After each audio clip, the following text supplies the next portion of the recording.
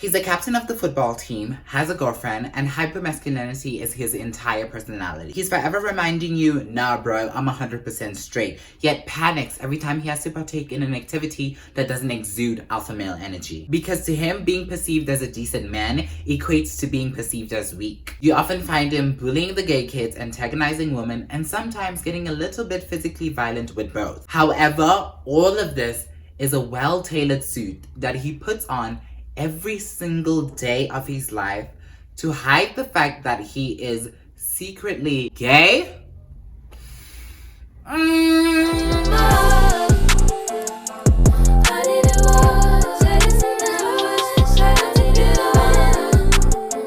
Hello Bandannas, come and welcome here, welcome back to my YouTube channel here on the platform of YouTube, where people watch me speak about whatever crosses my mind, and I'm okay with that. Ooh, I'm trying to make sure there's no nip slips today. In today's video, we're discussing the homophobe to queer trope that is presented to us in media and how this trope affects us in real life. So without any further ado, let's dive in. I usually get very excited when we start speaking about gay things. This is my turf, y'all. Queer representation in media has always been a lifelong battle. From fighting to just see ourselves on screen, to addressing harmful stereotypes depicted by straight writers, to us being put as side characters who have no significance to the plot and no character development, and being told that that is the best that we can get in terms of representation. We have literally been through it. However, with the tropes that have been given to us, from the gay best friend to the hyper fashion focused feminine twink, there's one that kind of does not sit right with me. And based on social media, a lot of us in the queer community, presented to us by characters like Sex Education's Adam Groff, Euphoria's Nate Jacobs, as well as Glee's Dave Karofsky. Just to name a few, writers these days seem to have this weird obsession of writing their antagonists as closeted gay people just to add some complexity to the character. And you know me, I want us to know how we got here, so we're gonna take it back in time. I did that in my last video. I think I'm gonna keep it for every video. Let me introduce y'all to Hollywood's long life best friend, queer coding. So queer coding, according to Wikipedia, is the subtextual coding of a character in media as queer. Though such a character's sexual identity may not be explicitly confirmed within their respective work, a character might be coded as queer through the use of traits and stereotypes recognizable to the audience. It's no secret that Hollywood has been using this practice for a very, very long time. By using this phenomenon, characters that exhibit stereotypically queer traits are immediately signaled to the viewer as bad. Male examples of this type of character tend to be flamboyant, view women through a possessive yet non-sexual lens, and are always physically weak, and the opposite applies for female characters of this trend. Through this approach, films codify queerness as being synonymous with evil, while in the process upholding the status quo that inherently sees queer people as inferior beings. A great example of this would have to be Disney's The Lion King's Slay of All Lions, Miss Scar. From the feisty paw lifts to the dramatic acting, the soft toned voice, the weak appearance, this is a classic example of a villain coded in queerness. Other character examples include the Powerpuff Girls' Him, the Little Mermaid's Ursula, and to prove that this still happens today, we have good examples like Lucas Ercole and Encanto's Bruno. Now, in the recent years, since the alphabet mafia is getting a little bit woke, okay, we're becoming smart, and the straights don't like that. And we're speaking up more about the villainizing of queer characters in films. Hollywood's response has been one, to either completely erase queer people's presence in their films, like how they did with the new version of The Lion King, where the skull was very masculine, no more queer jokes, no more feisty paw lips. I get they try to make it a little bit real, but they still found a way to kind of make Timon and Pumbaa seem like a gay couple, so they could have done the same with Scar. Or two, replace one toxic approach to queerness with another toxic approach to queerness. And that's how we get to today's homosexual, homophobe trope. So the characters that we usually get under these tropes are jocks who emphasize their strength through traditional gender performances every single second they can get. They tend to be vocally homophobic and tend to resort to violence whenever they interact with queer individuals. And like I've mentioned in the intro, these characters are usually closeted gay people themselves, so ashamed of their queer identity that they terrorize queer individuals who choose to live their identity loud and proud. This trope is loved, and I mean loved, by writers recently, and I want us to explore why it is a little bit harmful, darling, for it is a bit serious. So let's hit the first one right out of the park. The claim that many homophobic people are closeted gay people blames us gay people for our own oppression, because it paints homophobia as the fault of closeted, self-hating gay people. When really, the majority of homophobic people that we gay people encounter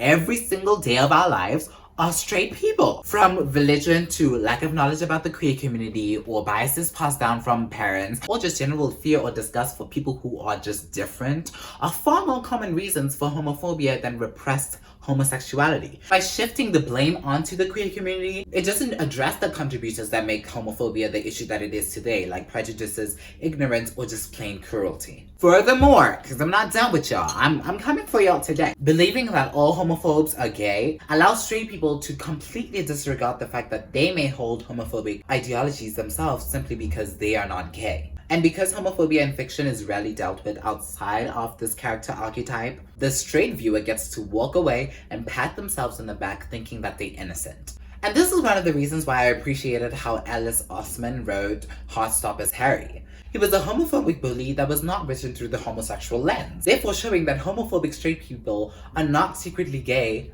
just homophobic.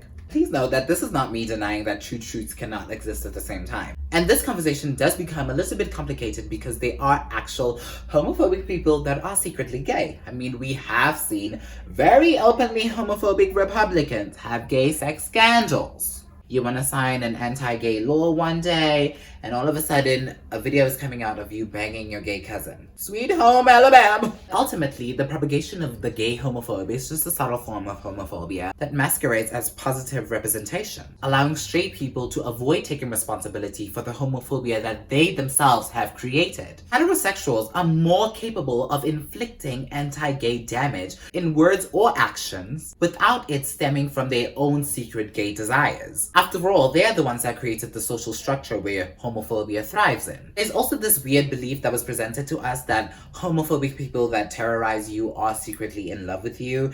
And girl, did we not believe it? And I know a lot of your high school gays will actually relate to this. How many of us have actually fallen in love with our bullies? Raise your hands. You in the back, I see you, I see you, I see you, okay? We all did. When in reality, the homophobic bully is not going to proclaim his undying love for you because their violence does not stem from the fear of their latent sexuality. Because presenting relationships like Nate and Jules, or Adam, who I love, that's my bae, Adam and Eric, to a teenage audience is a dangerous fantasy to present. And another issue created is that it seems to treat queerness as this curse mercilessly cast on villains that the audience can't wait to see fall from grace. It's sort of used nowadays as the upcomings of the antagonist, sort of like a new age origin story. And this issue, mind you, has become so bad that we're actually starting to see it in our daily lives. Whenever you see a crewman on the internet spewing hate, whether it's homophobia, transphobia, or misogyny, there'll be tons of comments under those videos saying things like, oh, he hates women because he wants to be with men, the closet is made of class, he's just projecting. There was literally a video on my FYP just a few days ago with a man saying that misogynistic men are secretly gay because if you actually love women, you wouldn't be misogynistic. No, babe, no! And I'm not denying that there are gay misogynists. We've seen it.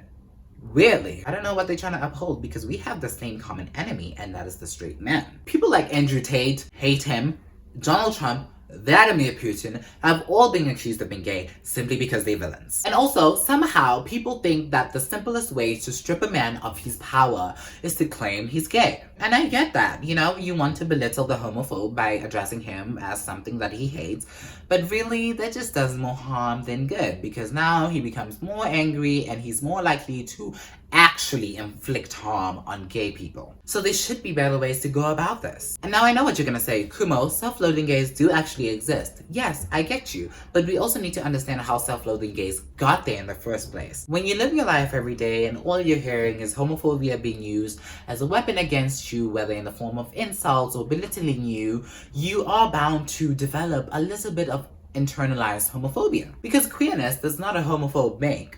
Homophobia does. Now, let's get into my closing thoughts before this video gets a little bit too long. Moving forward, I think I would really like to see queer characters that are in the closet be presented in a better light. Because I myself have tons of friends that are in the closet and they are literally the sweetest individuals ever. They don't go outside harming people. That's not what all closeted individuals are about. And please do remember that when a person is closeted, it doesn't mean they hate themselves. Sometimes you're in situations where you can't come out. And trust me, those people want to live their lives freely. They can't do that because of circumstances. And when you present this ideology that they are self-hating, no, babe. No. Also, I need more queer people to be able to write and publicize queer stories, because straight people love y'all, but y'all have proven time and time again that we write our own stories better. Queer people deserve plots that don't villainize them, they deserve plots that respect them, and they deserve character developments. And I think overall it's just time to retire this homophobic, homosexual trope, because who is left once the self-hating gay individual comes out? The rest of the homophobes. And that's it for today, babies. I really hope you enjoyed this video. If you did, please do give it a thumbs up. I hope you learned something. I can't wait to hear your discussions in the comment section down below. And as usual, I'll be leaving all of my sources that helped me write the script for this video down below, as well as some of my favorite YouTubers that covered this topic very well. And I will see you guys in the next one. And remember, if you do not slay, then you do not stay in a song, period. Bye.